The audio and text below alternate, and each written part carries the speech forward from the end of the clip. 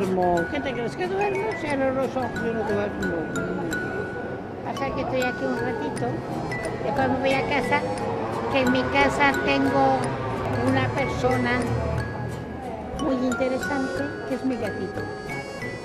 Oh, Mini, que resulta que era una gata y ahora resulta que es un gato. Bueno, el sol es más que importante.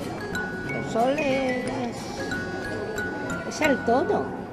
Mira, alegra la vida, te alegra el espíritu. Es que el sol, no hay otra cosa como el sol. ¿No lo sabía? Es el sol. Yo tengo 83. Mi sobrina dice que tengo 86. He sido una persona muy solitaria porque la gente que yo he querido tenían título.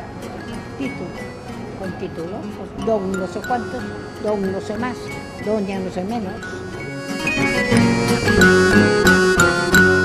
¿Qué le ha pasado? ¿Qué te ha pasado? Que te me coma mi mano, es que mi mano no es como